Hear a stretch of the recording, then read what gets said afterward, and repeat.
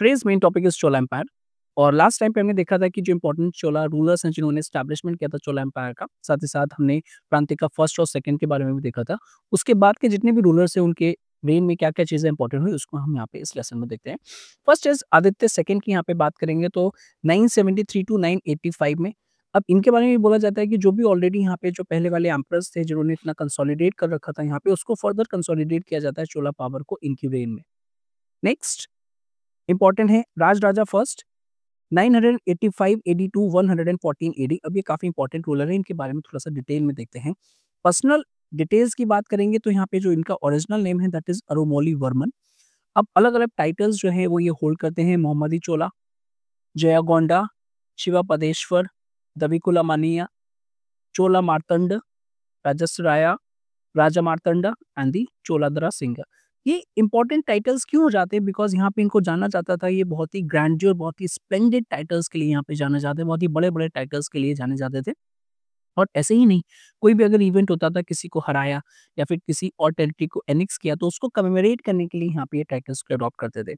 कौन-कौन से कॉन्क्वेस्ट इनके अंडर में यहाँ पे हुए हैं? तो सबसे पहले सेल्यून श्रीलंका की बात करेंगे, तो यहाँ पे नदन सेल्यून जो है श्रीलंका उसको यहाँ पे कैप्चर कर रखा था और उस टाइम पे यहाँ पे जो किंग थे श्रीलंका के वो थे महेंद्रा फिफ्थ।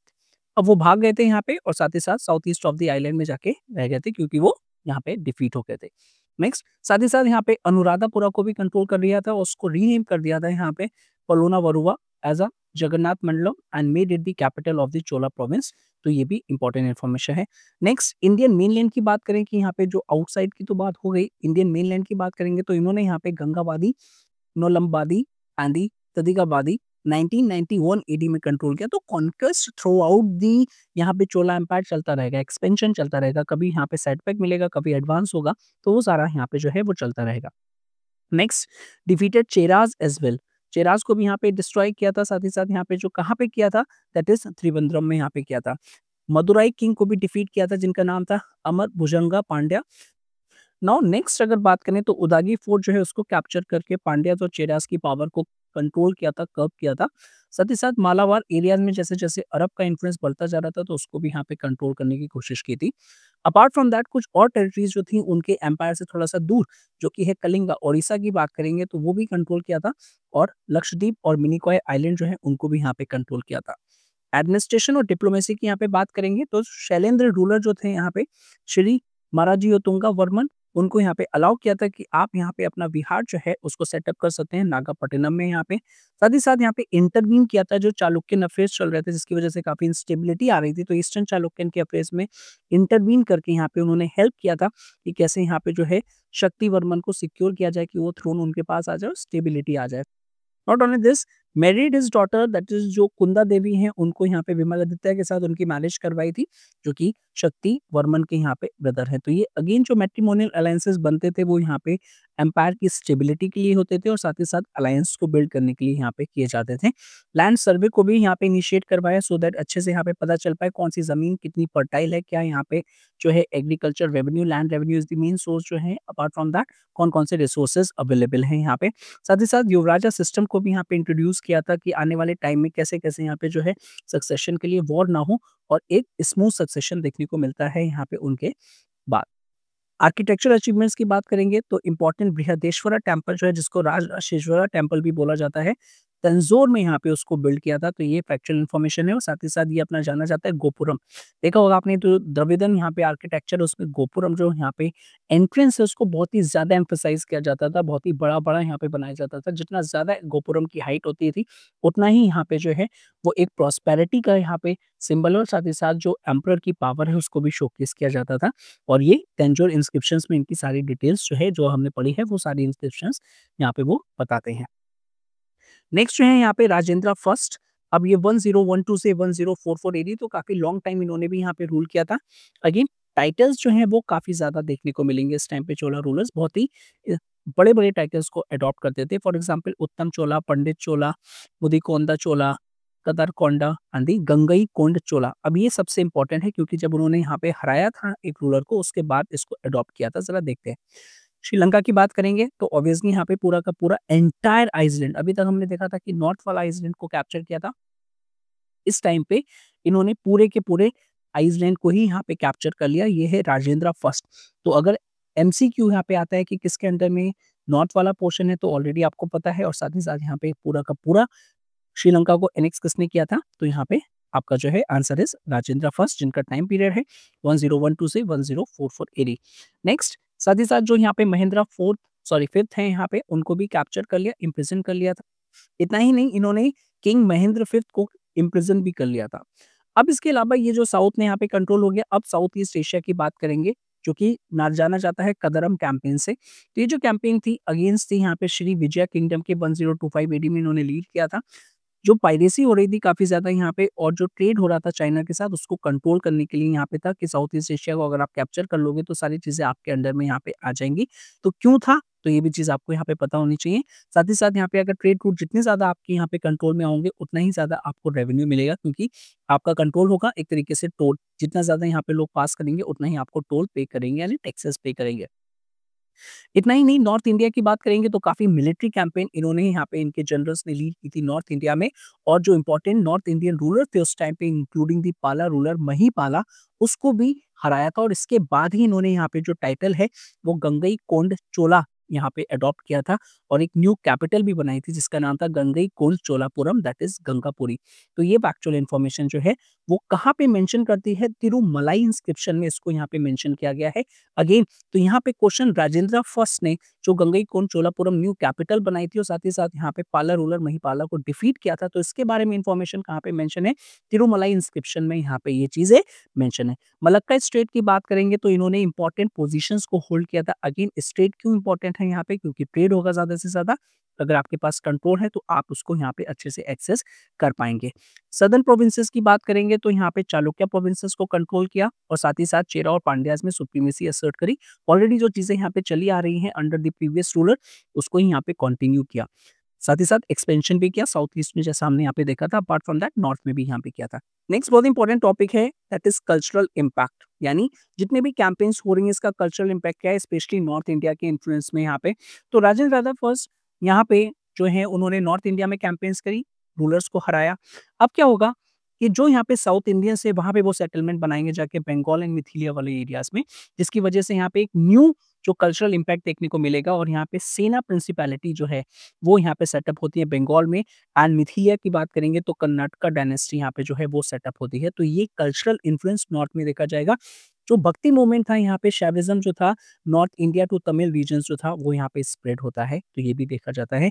रिलेशंस की बात करेंगे चाइना से, तो ऑलरेडी यहाँ पे पाइडेसी को कब करना और ज्यादा से ज्यादा ट्रेड को कंट्रोल करना उनका था, तो फ्रेंडली टाइज वो रखते हैं चाइनीज एम्परर के साथ, क्योंकि यहाँ पे उस टाइम पे जो सिल्क रूट की वजह से काफी ज्यादा ट्रेड होता था, तो उसमें भी काफी बेनिफिट मिल पाए। साथ ही साथ उन्होंने एम्बेसडर्स भी भेजे थे ताकि दोनों के रूलर्स के बीच में काफी अच्छे से पीस टॉक हो पाए और अच्छे रिलेशंस को स्टैब्लिश किया जाए 1016 से 1033 एडी में। तो ये भी फैक्चुअल इन्फॉर्मेशन है।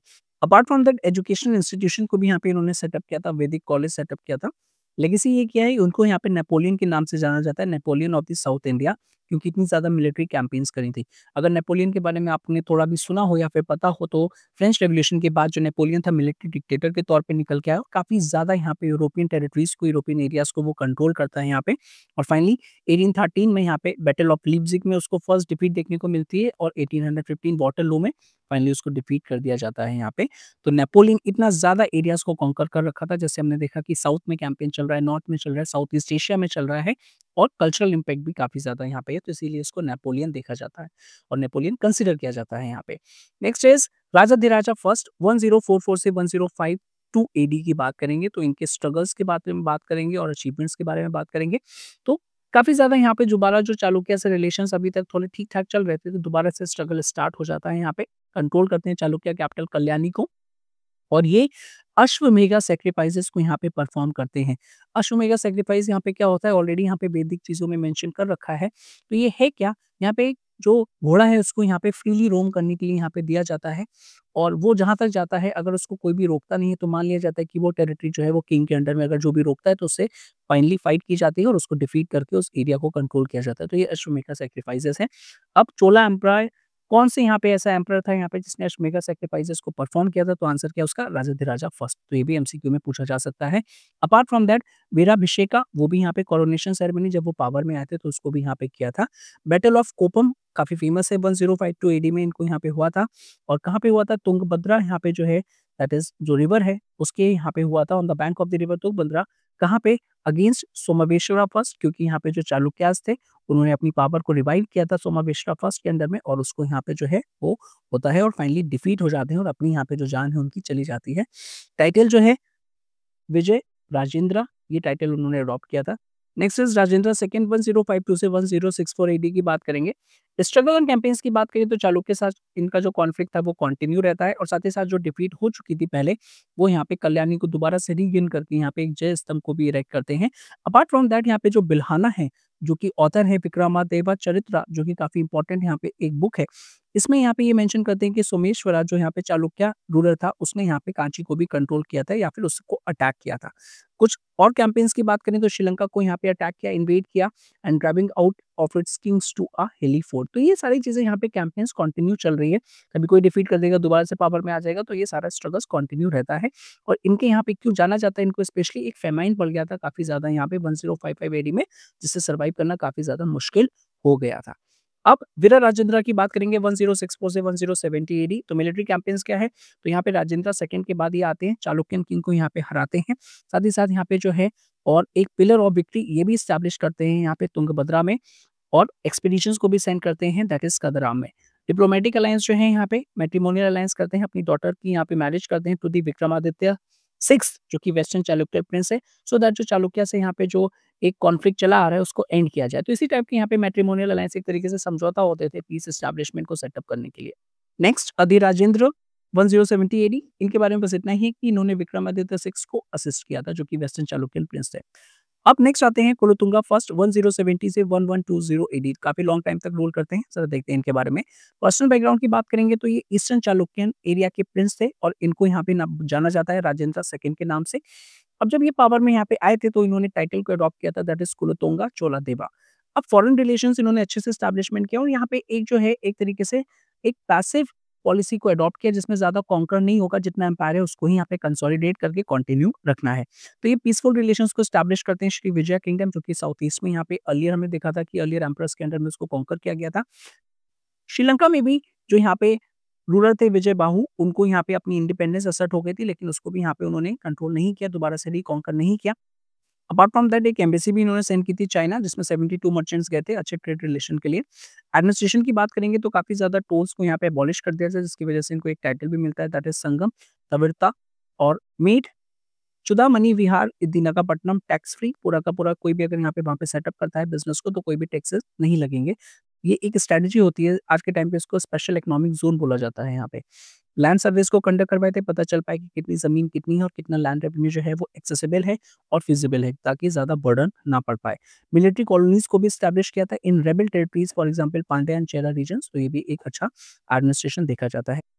अब अच्छा एडमिनिस्ट्रेशन तो था, लेकिन चैलेंजेस भी काफ़ी आते हैं, क्योंकि अगर आप कैंपेन नहीं करोगे, आप यहाँ पे अटैक नहीं करोगे, तो लोग आपको वीक समझ लेंगे। और यही रीज़न यहाँ पे हुआ कि होयसाला के जो यहाँ पे एक एम्परर थे दैट इज़ विष्णुवर्धना, उन्होंने यहाँ पे जो एरियाज़ को कैप्चर करना स्टार्ट कर दिया था इन्हीं के रेन में, फॉर एग्जाम्पल गंगावादी, नुलंबावादी एंड तलक्कड़, उसके लिए उन्होंने टाइटल को भी अडॉप्ट किया था दैट इज़ तलागोंडा। तो ये चीज़ भी हो रही है, चैलेंजेस होंगे यहाँ पे। कल्चरल इम्पैक्ट की बात करेंगे तो ये कंटेम्प्रेरी थे यहाँ पे सेंट रामानुजा, जो कि एक ग्रेट भक्ति रिफॉर्मर यहाँ पे हैं। साथ ही साथ यहाँ पे इन्होंने हैरेस किया था रामानुजा को, forcing him to leave the Chola country, तो इसके लिए भी ये जाने जाते हैं।